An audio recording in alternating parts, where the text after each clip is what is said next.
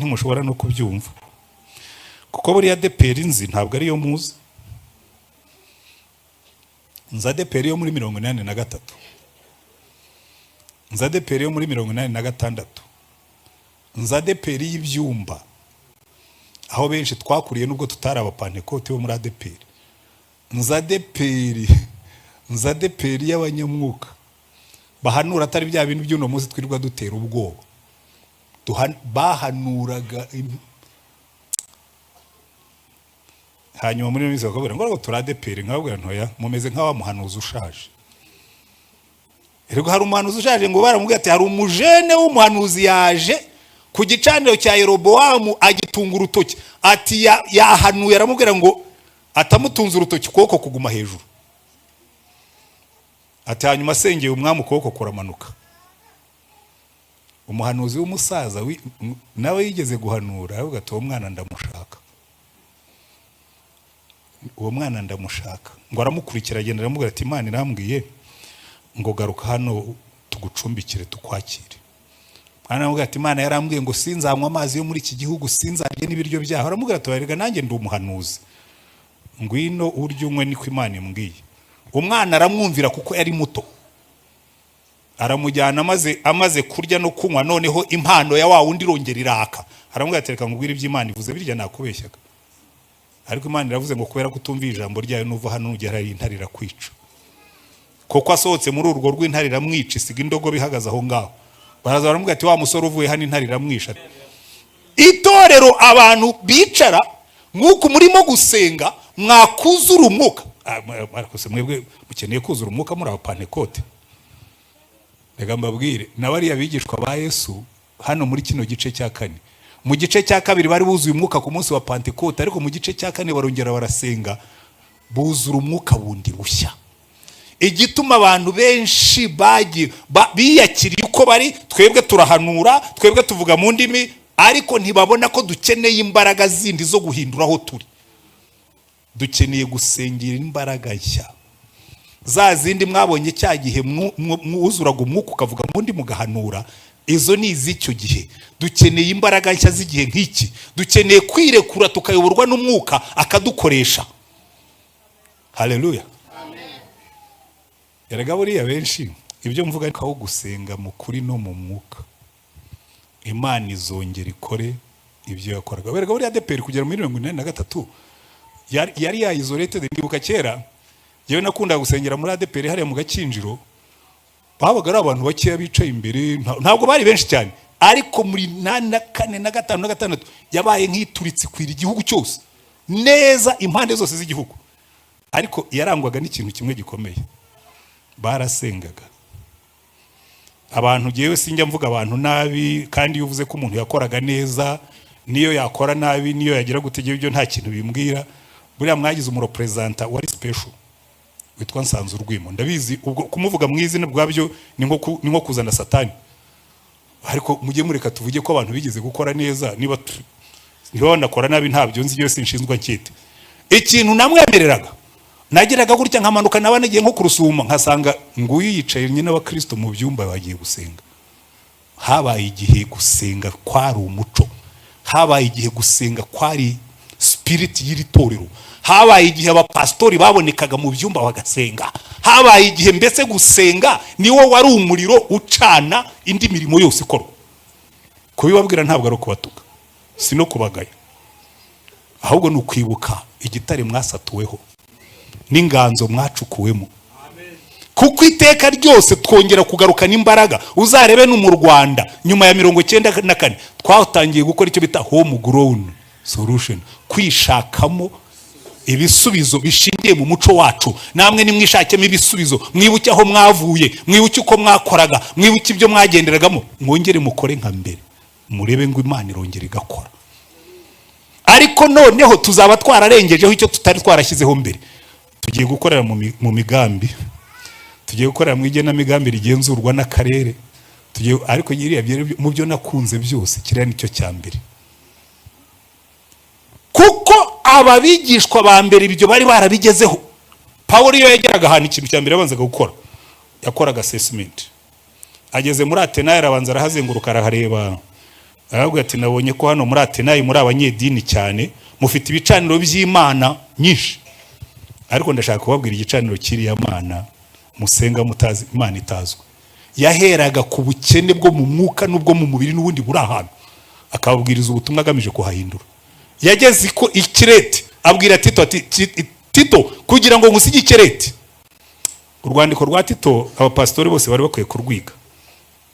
Aravuga ati ikirete ati abantu babo nabanebwe,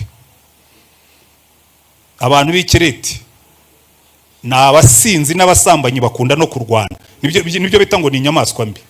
Aba bantu b'ikirete n'abanyamagambo n'abanyabinyoma. Aba bantu b'ikirete none cyatumye ngusiga ni ukugira ngo bashyire ku murongo, wigishe utoranya abayobozi batandukanye n'abanyakirete, kuko abo basanganywe abigisha baho ni abantu binjira mu mazu bakagenda barya ingo z'abantu bagira bate bigisha ibintu by'ibinyoma.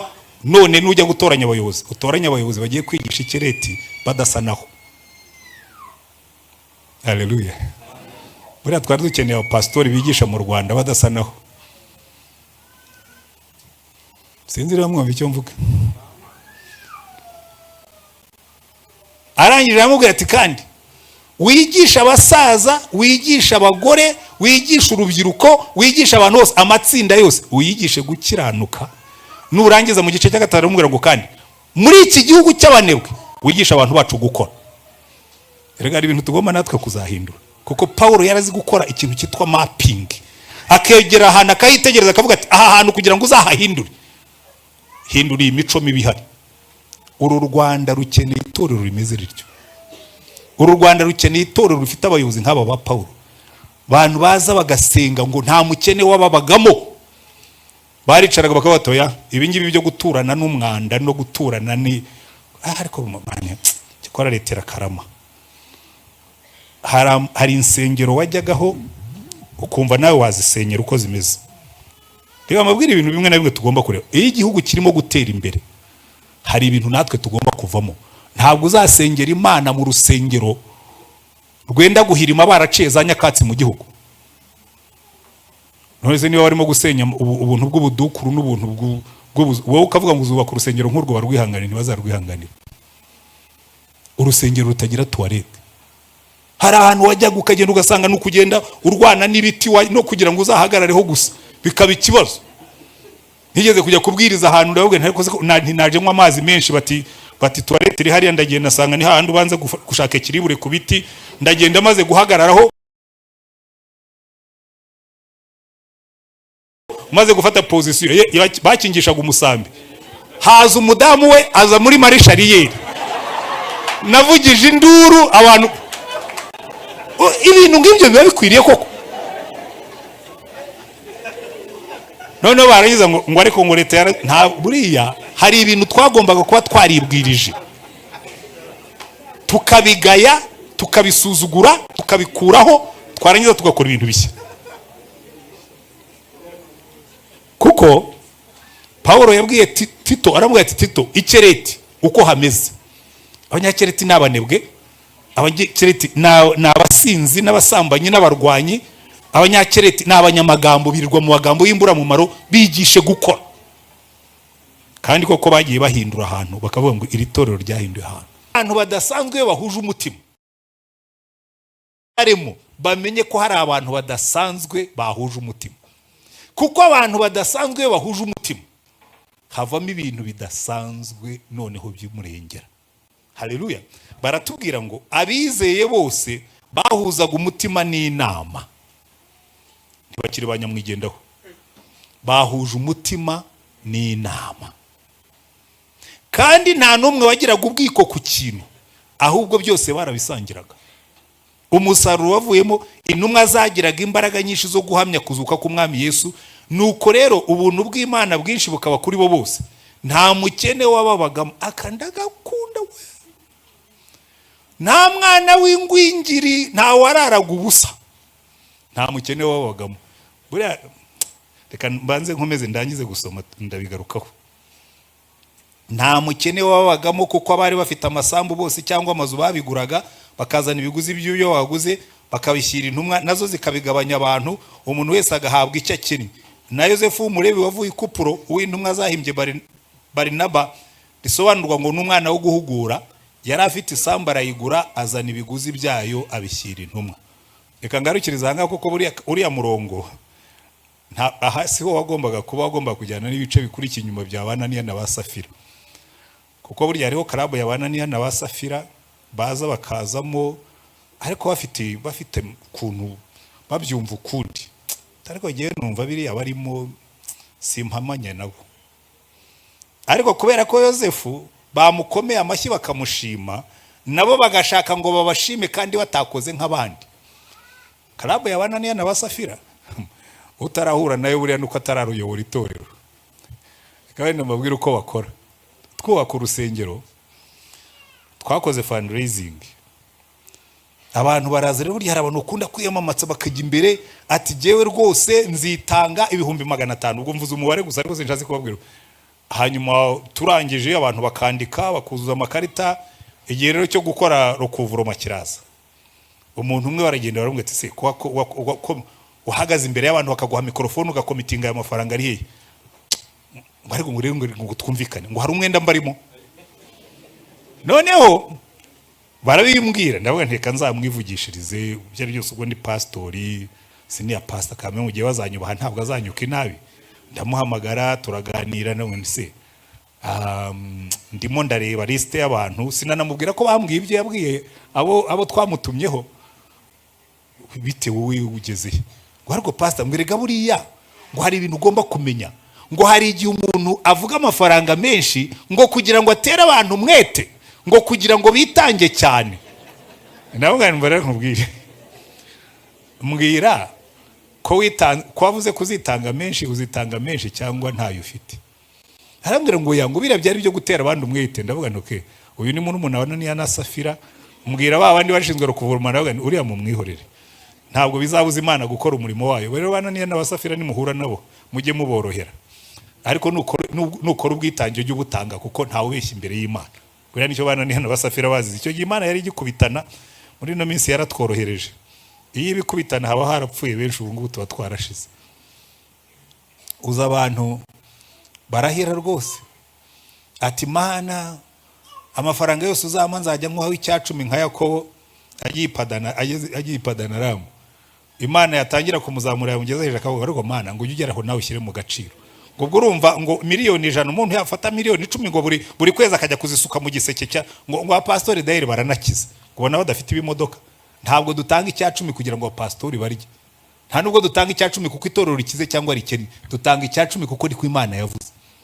Jewe ndi mu bantu batanga 10 na pansiyo yanjye, natanze 10 nkitanga imisoro, yembwa umushahara n'ubu kuri pansiyo yanjye ndagitanga. Kuna amafaranga yaje mu mufuka wanjye.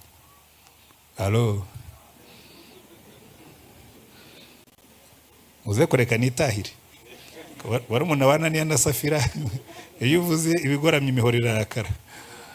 Ariko icyo mbabwira, iri torero icyatumaga rigira imbaraga ngo barasenze buzura umwuka, batangira kubwiriza ubutumwa, noneho bihindura n'uburyo babana. Reka turebe kandi nimwitegereza neza itorero ryo mu isezerano rishya, itorero ryo mu byakozwe n'intumwa, aho ryajyaga hose bamenyaga ko ari ikintu cyahindutse.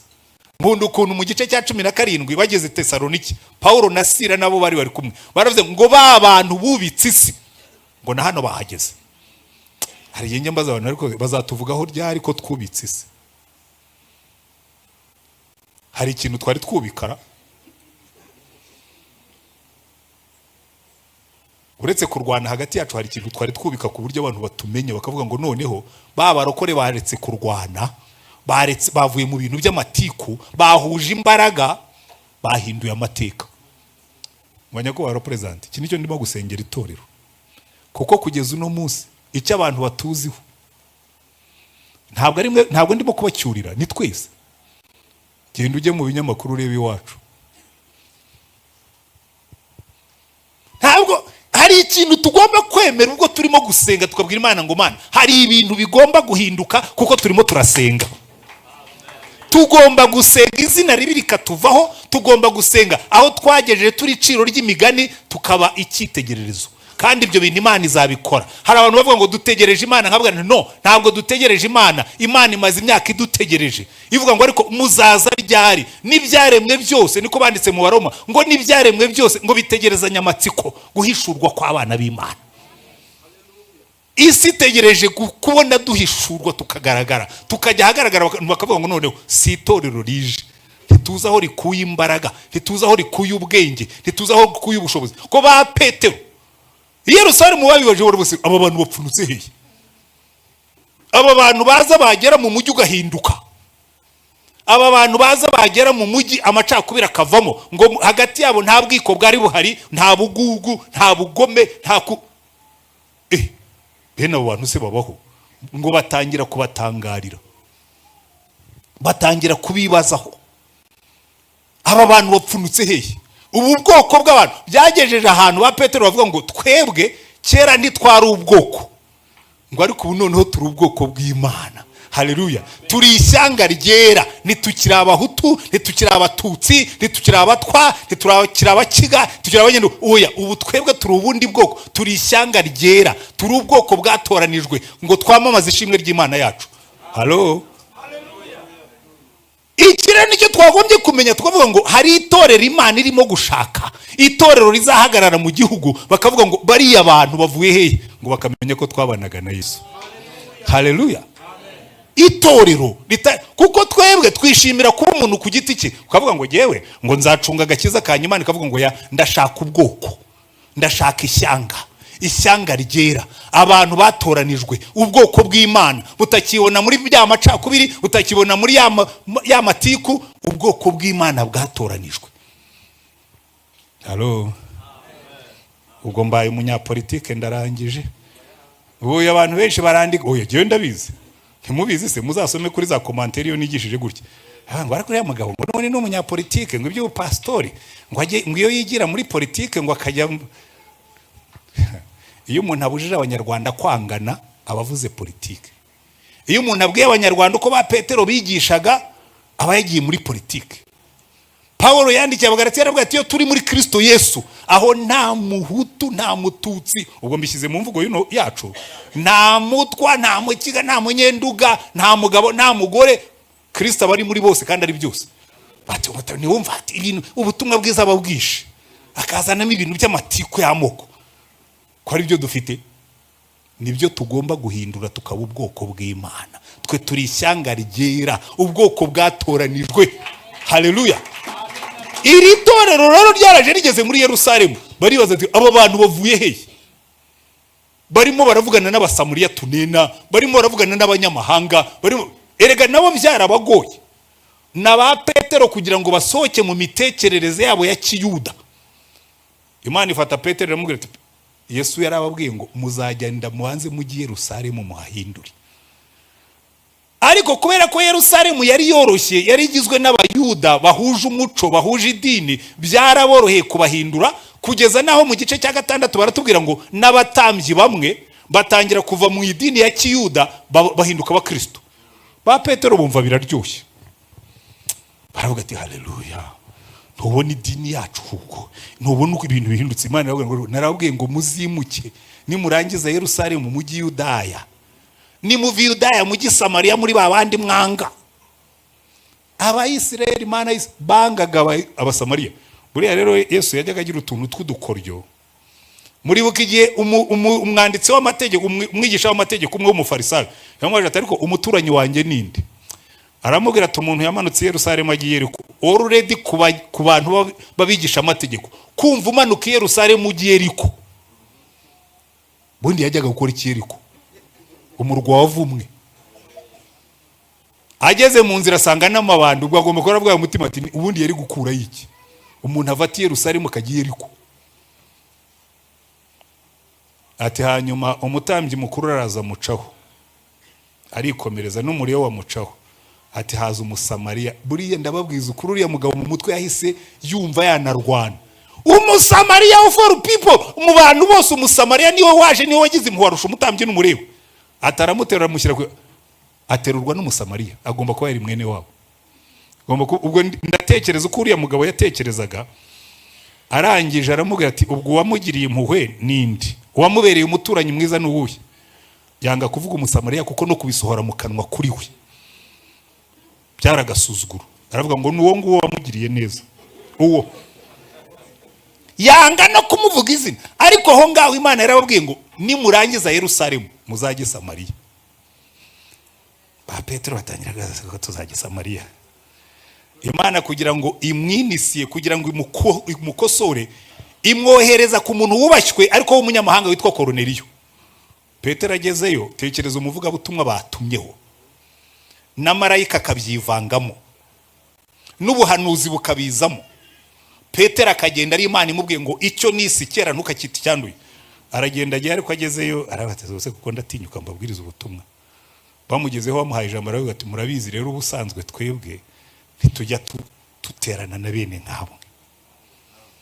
Ntabwo bene nkamwe tujya abantu nkamwe w'abapagani ntitujya duterana namwe. Ariko Imana yambwiye ngo nze. Arabwiriza, abibwiriza neza, ariko arangije Imana iravuga ati kandi uyu mugabo ndamubona ntari bubabatize nubwo wari bwihane. Ibuzuza umwuka atararangiza kubwiriza. Noneho buzuye umwuka, Petero ahamagara abo bajyanye ati tujye ku ruhande. Ubusaba abantu ko buzuye umwuka turabima amazi. Urumva ubutumwa bwatangiye kubananira, bananiwe gusohoka mu kintu bizingiyemo. Buriya nicyo cyatumye Imana izana Sawuli. Petero nimwohereza mu bagira iki ntazikurayo. Aba bagabo barabogamye mu mutwe, baraneza neza, nimwohereza mu bagira iki noneho bizamucanga. Reka nzane Sawuli ufite indangamuntu y'Abaroma, akaba yaravukiye Taruso avuga ikigiriki, akaba ari umufarisayo w'abafarisayo uzi n'iby'idini y'Abayuda. Uyu niwe uzashobokana n'Iliyasi, kandi yize kwa Gamariyeri, afite na digiri. Baraje barumuna ba Paulo bize kwa Gamariyeri, afite na digiri, ashobora kuvugana na meya na executive n'abandi. Paulo buri ikintu yazanye, yaje ashobora gukora mu Bayuda, agakora mu bagiriki, akagera mu Baroma. Niyo mpamvu mu Bakorinto aravuga ati iyo ngeze mu Baroma nshobora kuvugana n'Abaroma kuko imico yabo ndayizi. Iyo ngeze mu bagiriki nshobora kuba umugiriki, nagera mu Bayuda nkaba umuyuda, ariko byose mbikora kugira ngo bose bamenye Kristo. Haleluya. Ariko muzarebe Paulo na Sila bageze Tesalonike, baravuga ngo ba bantu bubitse isi na hano bahageze. Ariko aho nkunda cyane, mbere yuko ngaruka inyuma none tukareba itorero tukasoza, bageze muri Efeso ngo asanga y'abigishwa bamwe beza pe barimo kujya mu ijuru. Arabareba, arabitegereza, aravuga ati ariko mwigeze mwakira umwuka wera mukimara kwizera? Baramubwira ati reka da, iby'umwuka wera ntabyo tuzi. Mwabatijwe mu batizo ki? Wa Yohana wo kwihana ibyaha. Ati ngo abasubiramo. Arabanza abasubiramo, abigisha ibya Yesu, arangije arababatiza, arangije abarambika ibiganza ngo buzura umwuka. Mu myaka 2 gusa ngo Aziya yose yari yumvise ubutumwa bwiza. Iryo ni ryo terero nshaka. Itorero abantu bicara nk'uko murimo gusenga, mwakuzura umwuka. Markose mwebwe mukeneye kuzura umwuka muri abapantekote. Reka mbabwire, nabari abigishwa ba Yesu hano muri kino gice cya 4. Mu gice cya 2 bari buzuye umwuka ku munsi wa Pentekote, ariko mu gice cya 4 barongera barasenga buzura umwuka bundi bushya. Igituma abantu benshi biyakiriye uko bari, twebwe turahanura, twebwe tuvuga mu ndimi, ariko ntibabona ko dukeneye imbaraga zindi zo guhindura aho turi. Dukeneye gusengera imbaraga nshya, za zindi mwabonye cya gihe mwuzuraga umwuka ukavuga mu ndimi mugahanura. Izo ni iz'icyo gihe. Dukeneye imbaraga nshya z'igihe nk'iki. Dukeneye kwirekura tukayoborwa n'umwuka akadukoresha. Haleluya. Amen. Erega buriya benshi ibyo mvuga ntimushobora no kubyumva, kuko buriya Adepr nzi ntabwo ari yo muzi. Nza Adepr yo muri 83, nza Adepr yo muri 86, nza Adepr y'ibyumba aho benshi twakuriye nubwo tutari abapantekote bo muri Adepr. Nza Adepr y'abanyamwuka bahanura atari bya bintu by'uno munsi twirirwa dutera ubwoba. Bahanuraga hanyuma muri minsi bakabwira ngo turi Adepr, nkababwira ntoya mumeze nk'aba muhanuzi ushaje. Erego hari umuhanuzi ushaje ngo baramubwira ati hari umujene w'umuhanuzi yaje ku gicaniro cya Yeroboamu agitunga urutoki, ati yahanuye, aramubwira ngo atamutunze urutoki ukuboko kuguma hejuru, ati hanyuma asengeye umwami ukuboko kuramanuka. Umuhanuzi w'umusaza nawe yigeze guhanura, aravuga ati uwo mwana ndamushaka, uwo mwana ndamushaka. Ngo aramukurikira agenda aramubwira ati Imana irambwiye ngo garuka hano tugucumbikire tukwakire. Aramubwira ati Imana yarambwiye ngo sinzanywa amazi yo muri iki gihugu, sinzarye n'ibiryo byaho. Aramubwira ati erega nanjye ndi umuhanuzi, ngwino urye unywe niko Imana imbwiye. Umwana aramwumvira kuko yari muto, aramujyana amaze kurya no kunywa, noneho impano ya wa wundi irongera iraka. Aramubwira ati reka nkubwire iby'Imana ivuze birya nakubeshyaga, ariko Imana iravuze ngo kubera kutumva ijambo ryayo nuva hano ugera intare irakwica. Koko asohotse muri urwo rw'intare iramwica, isiga indogobe ihagaze aho ngaho. Baraza baramubwira ati wa musore uvuye hano intare iramwisha, ati n'ubundi Imana yari yabivuze. Aragenda aramuhambisha, abwira abana bati umunsi nzapfa muzamuhambe mu mva y'uyu muntu, kuko hari revival, hari umwuka urenze uw'idini tugomba kubibabwira. Ntabwo ari ukubatuka, muri mu masengesho ni musenge ngo ryatorero twongere tubabone. Ariko noneho reka mbabwire ikintu, yewe nagiye gusengera imbaraga, ni na kera ntabwo ari vuba aha ngaha. Njya gusengera imbaraga nkikora mu muryango witwa AE, ariko Imana yari irimo kuntegurira kujya mu gipastori. Imana hari ibintu nsoma nkumva ndabishaka, n'ubu ndacyasoma nkumva ndabikumbuye. Hari igihe nifuza kuba naravutse mu gihe cya ba Paulo na ba Petero, ahantu ngo buzuraga umwuka imbaraga zikamanuka, ahantu bageraga mu mujyi bakavuga ngo babantu b'ubutsi bageze hano. Ahantu Paulo yageze muri Efeso yigisha abigishwa 12 mu myaka 2 gusa, ngo Aziya yose yumva ubutumwa bwiza. Ahantu Paulo bamukozaga ibitambaro bataba babikoza ku badayimoni bakava mu bantu. Ahantu Paulo yagiye, noneho abantu ngo na za mayibobo zo muri Efeso zihangishaho kwirukana abadayimoni mu izina rya Yesu uwo Paulo abwiriza. Bakirukana amadayimoni akava mu bantu. Ariko icyo gihe mwebwe ntibujya mugikumbura, Mana uzongera ryari ngo tubone kuko Imana ntiyahindutse. Impamvu yandikishije ibyo bya ba Paulo na ba Petero n'abandi, baratubwira ngo mwibuke abababwiraga ubutumwa kera, mwibuke iherezo, muzirikane iherezo ry'ingeso zabo, mwigane kwizera kwabo, ngo kuko Yesu Kristo ko yari arejo niko ari n'uyu munsi niko azahora iteka ryose. Uwo wakoranaga nabo yiteguye gukorana natwe, tukagira itorero rimeze nk'iringiri.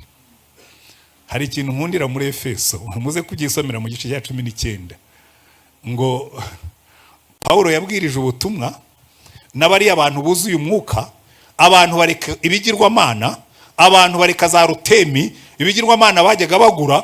Abacuruzi bacuruzaga ibigirwamana nibo bakoresheje greve. Baravuga ati kuva aho Paulo yagereye hano business zacu zahombye, ntabwo abantu bakigura ibigirwamana. Noneho bagiye kwigaragambya. Umukuru wa polisi, ubwo ndamwita umukuru wa polisi ariko ashobora kuba nka meya w'umujyi, ahubwo ati ariko mwabagabo mwe ko mwigaragambije habaye iki? Ati urabizi kuva aho Paulo yegereye hano Arutemi yabuze abayoboke, ibishushanyo bya Arutemi ntibikigurwa, business zacu zahombye. Aravuga ati se uwo mugabo yigeze yinjira mu maduka yanyara yatwika? Batoya. None se hari ubwo yigeze azabamenera ibikoresho? Batoya. None se ubwo turamurega ko yagize ati nimugende muhangane nawe, namwe mubwiriza abantu bagaruke. Ariko ubundi turumva icyo ntabwo ari impamvu. Ninde se utazi ko Arutemi y'abanyefesi ikomeye? Ingoro ya Arutemi iracyahagaze, ariko basengaga Arutemi bari bagiye. Hari yenye ndebe ububari bwuzuye abantu bavuga ariko buriya ni ryari tuzasenga ububari bukabura abakiriya? Ni ryari tuzasenga abantu bakabura indayi zo gusambana nabo kubera ko abantu bakijijwe? Ariko birashoboka ko niba Imana yarigeze kubikora ishobora kongera ikabikora.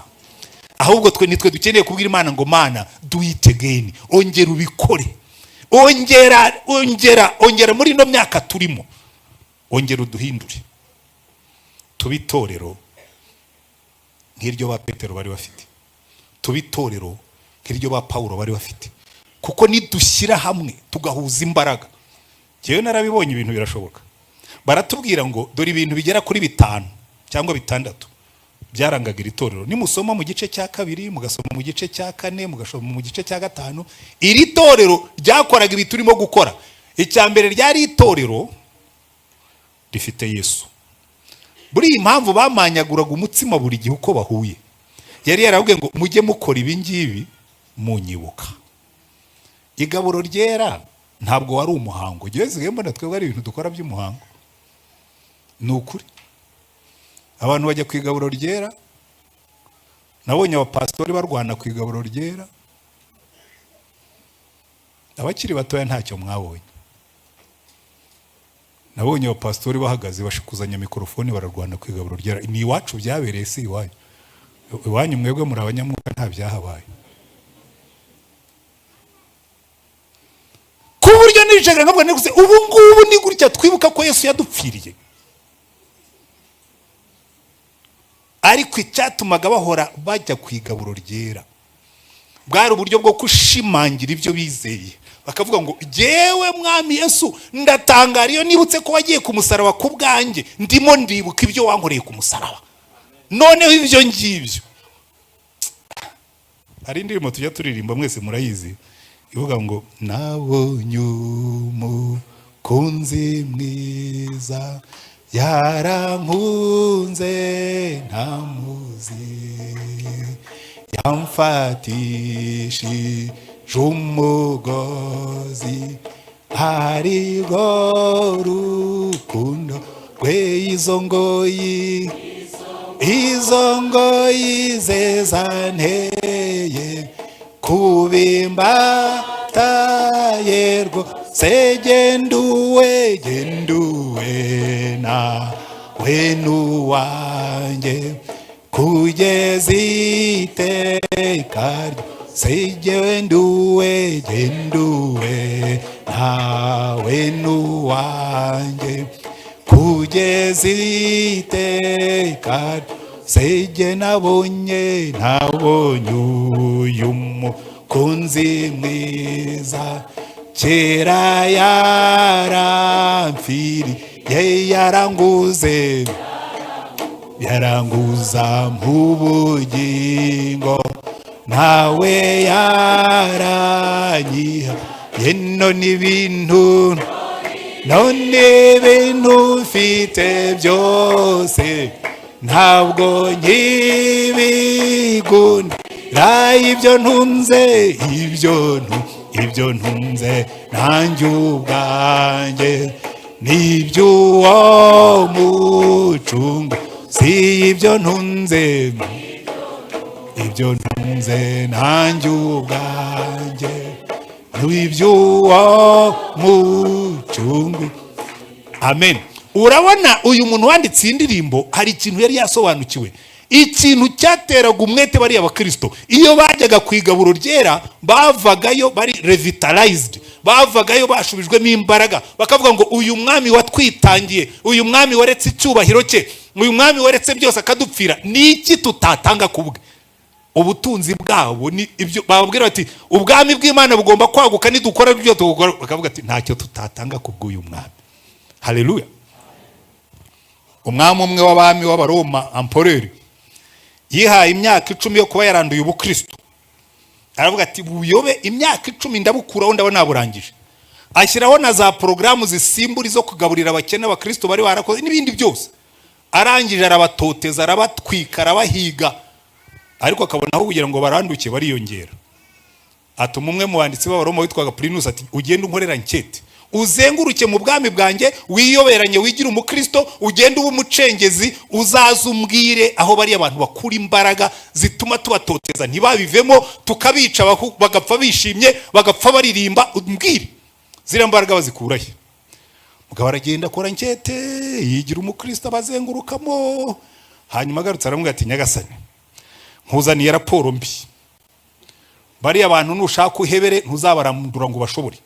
Icyambere bose nabo wishe baterana umwete gupfa banezerewe, kuko baravuga ngo bafite umwami wabakunze wabapfiriye ngo kandi yarazutse kandi arabategereje.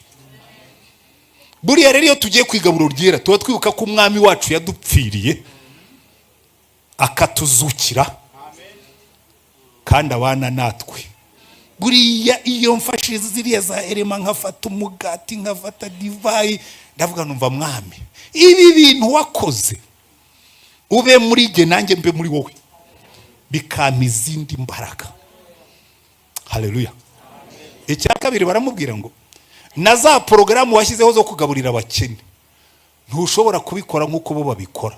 Bo baritanga kandi bakitanga mu rukundo. Abantu b'abakozi bawe washyizeho bo babikora mu mujinya, babikora mu gahimano, bimwe na rimwe ndetse barabyirira ntibibone bagereho. Ariko bariya bo baratanga bagatanga n'ibike bafite. Nta muntu basonzana niyo batamuzi. Icya gatatu barakundana hagati yabo.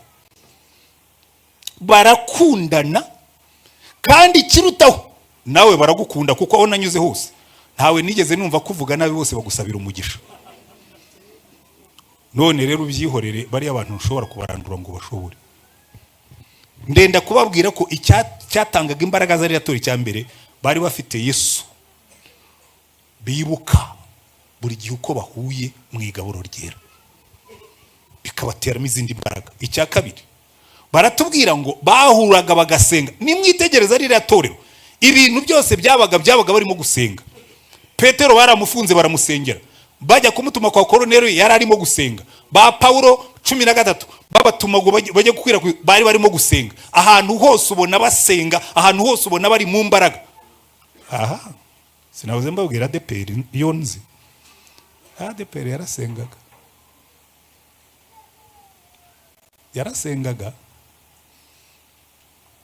nimuzura uwo mwuka wo gusenga mu kuri no mu mwuka Imana izongera ikore ibyo yakoraga. Berega buri Adepr kugera muri 1943 yari isolated. Ndibuka kera yewe nakunda gusengera muri Adepr hariya mu Gakinjiro, babaga ari abantu bakeya bicaye imbere, ntabwo bari benshi cyane, ariko muri 4 na 5 na 6 yabaye nk'ituritse kwira igihugu cyose neza impande zose z'igihugu. Ariko yarangwaga n'ikintu kimwe gikomeye, barasengaga. Abantu jewe sinjya mvuga abantu nabi, kandi iyo uvuze ko umuntu yakoraga neza niyo yakora nabi niyo yagira gutegera ibyo nta kintu bimbwira. Buriya mwagize umurepresenta wari special witwa Nsanzu Rwimo, ndabizi ubwo kumuvuga mu izina bwabyo ni nko kuzana satani. Ariko mujye mureka tuvuge ko abantu bigeze gukora neza, niba banakora nabi ntabyo nzi, byose nshinzwe nkite. Ikintu namwemereraga nagiraga gutya nkamanuka nabanagiye nko kurusuma nkasanga nguyu yicaye nyine n'abakristo mu byumba bagiye gusenga. Habaye igihe gusenga kwari umuco, habaye igihe gusenga kwari spirit y'iri torero, habaye igihe abapastori babonekaga mu byumba bagasenga, habaye igihe mbese gusenga niwo wari umuriro ucana indi mirimo yose ikorwa. Kubibabwira ntabwo ari ukubatuka, si no kubagaya, ahubwo ni ukwibuka igitare mwasatuweho n'inganzo mwacukuwemo. Kuko iteka ryose twongera kugaruka n'imbaraga. Uzarebe no mu Rwanda nyuma ya 94 twatangiye gukora icyo bita home grown solution, kwishakamo ibisubizo bishingiye mu muco wacu. Namwe nimwishakemo ibisubizo, mwibuke aho mwavuye, mwibuke uko mwakoraga, mwibuke ibyo mwagenderagamo, mwongere mukore nka mbere, murebe ngo Imana irongera igakora. Ariko noneho tuzaba twararengejeho icyo tutari twarashyizeho mbere. Tugiye gukorera mu migambi, tugiye gukorera mu igenamigambi rigenzurwa n'akarere, ariko yiriya mu byo nakunze byose kiriya nicyo cya mbere. Kuko ababigishwa ba mbere ibyo bari barabigezeho. Paulo iyo yageraga ahantu ikintu cya mbere abanzaga gukora, yakoraga assessment. Ageze muri Atenayi arabanza arahazenguruka arahareba, aravuga ati nabonye ko hano muri Atenayi muri abanyedini cyane, mufite ibicaniro by'Imana nyinshi, ariko ndashaka kubabwira igicaniro kiriya Mana musenga mutazi Imana itazwe. Yaheraga ku bukene bwo mu mwuka n'ubwo mu mubiri n'ubundi buri ahantu, akababwiriza ubutumwa agamije kuhahindura. Yageze ko ikirete abwira Tito ati Tito kugira ngo ngusige ikirete. Urwandiko rwa Tito abapastori bose bari bakwiye kurwiga. Aravuga ati ikirete ati abantu bawo nabanebwe, abantu b'ikirete ni abasinzi n'abasambanyi bakunda no kurwana, nibyo bita ngo ni inyamaswa mbi. Aba bantu b'ikereti ni abanyamagambo n'abanyabinyoma. Aba bantu b'ikereti none icyatumye ngusiga ni ukugira ngo bashyire ku murongo, wigishe utoranye abayobozi batandukanye n'abanyakireti, kuko abo basanganywe abigisha baho ni abantu binjira mu mazu bakagenda barya ingo z'abantu bagira bate, bigisha ibintu by'ibinyoma. None nujya gutoranya abayobozi, utoranya abayobozi bagiye kwigisha ikireti badasa naho. Haleluya. Buriya twari dukeneye abapasitori bigisha mu Rwanda badasa naho. Sinzi rero mwumva icyo mvuga. Arangije aramubwira ati kandi wigisha abasaza, wigisha abagore, wigisha urubyiruko, wigisha abantu bose, amatsinda yose, uyigishe gukiranuka. Nurangiza mu gice cya gatanu aramubwira ngo kandi muri iki gihugu cy'abanebwe wigisha abantu bacu gukora. Erega ari ibintu tugomba natwe kuzahindura, kuko Paulo yarazi gukora ikintu cyitwa mapping, akegera ahantu akayitegereza akavuga ati aha hantu kugira ngo uzahahindure, hindura imico mibi ihari. Uru Rwanda rukeneye itorero rimeze rityo. Uru Rwanda rukeneye itorero rufite abayobozi nk'aba ba Paulo, bantu baza bagasenga ngo nta mukene wababagamo. Baricaraga bakabatoya ibingibi byo guturana n'umwanda no guturana ni ariko mumanye cyakora letera karama. Hari insengero wajyagaho ukumva nawe wazisenyera uko zimeze. Reba mabwira ibintu bimwe na bimwe tugomba kureba. Iyo igihugu kirimo gutera imbere, hari ibintu natwe tugomba kuvamo. Ntabwo uzasengera Imana mu rusengero rwenda guhirima baraciye za nyakatsi mu gihugu. None niba barimo gusenya ubuntu bw'ubudukuru n'ubuntu wowe ukavuga ngo uzubaka urusengero nk'urwo barwihanganira, ntibazarwihanganira. Urusengero rutagira toilette. Hari ahantu wajyaga ukagenda ugasanga no kugenda urwana n'ibiti no kugira ngo uzahagarareho gusa bikaba ikibazo. Nigeze kujya kubwiriza ahantu ndavuga naje nywa amazi menshi, bati toilette iri hariya, ndagenda nasanga ni hahandi ubanza gushaka ikiribure ku biti, ndagenda maze guhagararaho, maze gufata position bakingishaga umusambi. Haza umudamu we aza muri marishariyeri, navugije induru abantu. Ibintu ngibyo biba bikwiriye koko. None barangiza ngo ariko ngo leta nta buriya hari ibintu twagombaga kuba twaribwirije, tukabigaya, tukabisuzugura, tukabikuraho, twarangiza tugakora ibintu bishya. Kuko Paulo yabwiye Tito, aramubwira ati Tito, ikereti uko hameze, abanyakereti n'abanebwe, abanyakereti n'abasinzi n'abasambanyi n'abarwanyi, abanyakereti n'abanyamagambo birirwa mu magambo y'imbura mumaro, bigishe gukora. Kandi koko bagiye bahindura ahantu bakavuga ngo iri torero ryahinduye ahantu. Iri torero ryakoraga ritya, itorero risenga, itorero ryuzuye umwuka, itorero rifasha abakene. Nyakubahwa represent, nagize Imana uri na hano na n'ururembo. Hari ibintu dukwiye kwanga dushingiye kuri aya magambo. Uzi ko 30% by'abana mu Rwanda, izo ni raporo, barwaye stunting, kugwingira. Kandi ndahamya ntashidikanya ko 30% by'abo bana tuvuga ngo bagwingiye, ababyeyi babo bafite aho basengera. Twemera dute ko turagira ingwingiri? Twemera dute ko turagira abakristo barwaye imvunja? Twemera dute ko turagira abakristo barara ubusa, umwana akarya rimwe mu minsi 3? Cyo ni ibintu bibaho. Even in this city, muri uyu mujyi hari aho abana bajya ibihe kurya, abariye kuwa mbere kuwa kabiri ntibarye bakazongera kurya kuwa gatatu. Tubyemera duti? Iri torero ntabwo ryabyihanganiraga. Noneho ngo kubera ko bahinduye ibyo byose, nimugera mu gice cya 5 ndihuta kuko ndashoje, ngo abanzi babo, abatambyi bakuru n'abandi baravuga ngo aba bantu ngo bujuje Yerusalemu ibyo bigisha. Mu yandi magambo basaturatinze, mu cyongereza bavuga ngo they've saturated Jerusalem with their teachings.